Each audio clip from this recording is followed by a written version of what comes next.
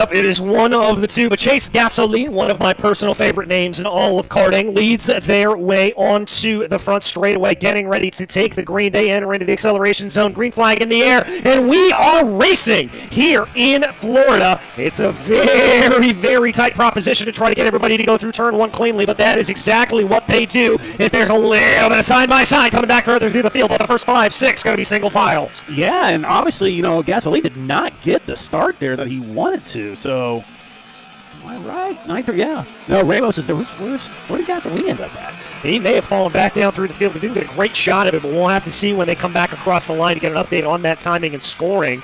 Here they go, a little bit of side-by-side as they try to go down into turn 10. Again, that front pack is going to be okay here. That's the 850 up in the front, or the 950 rather, up in the front of the field. That's Garzón that was able to get the run, so he made that from third. That's interesting. So he got around Gasoline on the inside. So, yeah, very interesting to see what happened there. But, yeah, let's see. I mean, everyone's kind of lined up already.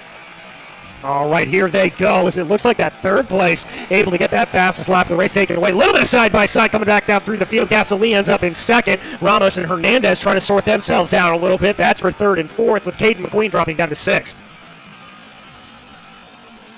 Yeah, a lot of racing here, so let's just see what these guys do, if they're going to stay patient and just work with each other. Or, I know I say that a lot, but, I mean, it is amazing how some drivers just don't stay patient, and then they start battling, and next thing you know, I understand you want to get in front of the guy in front of you because you want to just start picking them apart, but, it does take some patience to be able to put that thing on the podium. Mauricio Hernandez had been able to get by Diego Ramos, but Ramos fights him back. That's going to be a swap back in position, so that finds Ramos in P3. We've got a slow cart off to the outside of the track. They're going to continue on through as everybody just kind of works their way on through. Quentin Angeli in 14th right now, lost position to Tizano Rosso, as here they come side-by-side farther back through the field. That's Hernandez trying to make another run. Well, look who's taking the move right there, and that is Ramos right back there with the...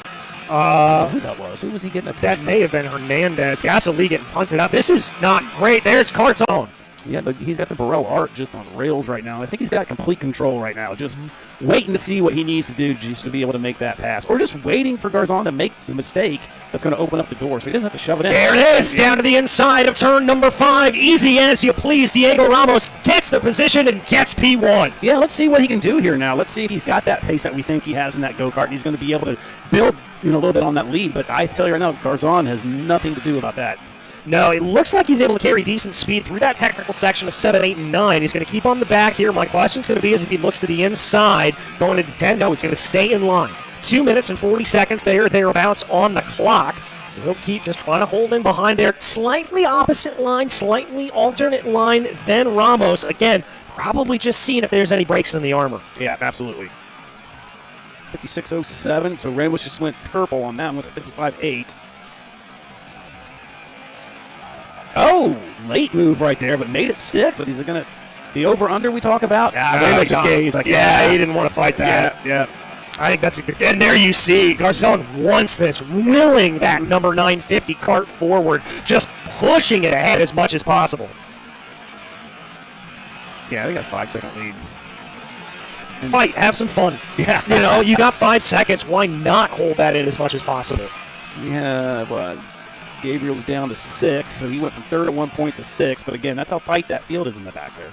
Well, they've started a little 3-car breakaway here with Gasoline, Hernandez, and Gabriel. Yeah. We haven't really seen that, but that's really stretched things out a little bit. Garzón back into the lead here. Minute and a half left on the clock, plus 2 laps we have to remember.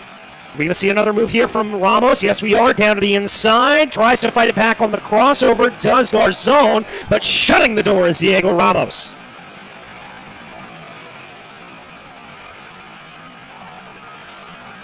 Again, it looks like there's just a little bit of a lack of grip in the rear tires here from Sebastian Garzón. It looks like he's just sliding the kart a little bit. I noticed it there through 7, and he's going to try to fight back on the inside, though. Proving me wrong is Sebastian Garzón, side by side, coming into 11. Well, they're fighting each other, and I like that. Again, like you said earlier, they've got enough gap between third here that they can sit there and do this all day long and still have pretty much a good little gap at the end of the race. 3 laps to go for your leaders at the line with only about 30 seconds left on the clock. Again, we run 10 minutes plus 2. And, well, no. Ramos is like, He thought about it. I wonder if this is a position where you're kind of thinking back, almost like oval racing, where you're trying to count back a little bit.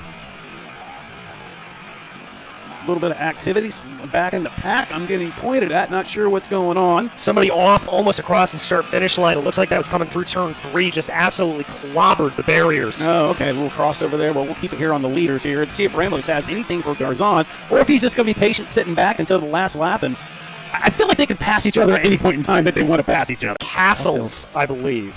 Hopefully they're okay.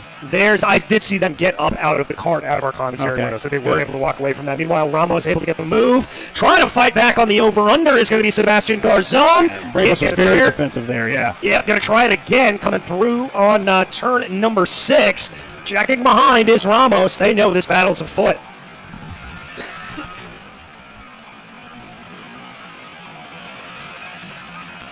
All right, 2 to go at the line for these drivers. Here comes Garzon, trying to be able to make that outside lane work, looking for the crossover. Good defense there from Diego Ramos, holding that in. Now they're going to come through 11.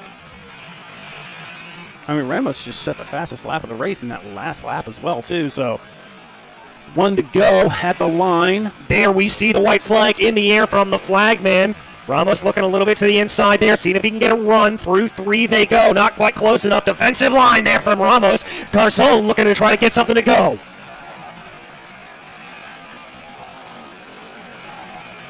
All right, here they go, coming down into turn 7 right now. Here we see Garzon thinking about that sneaky move down into turn 9. Not going to be able to play it out there. Still could get a run down into turn 10. This could be the moment. Ramos certainly knows it. He has defensive contact into the back there. Yeah, that was, I don't know, Ramos is like, dude, what are you doing?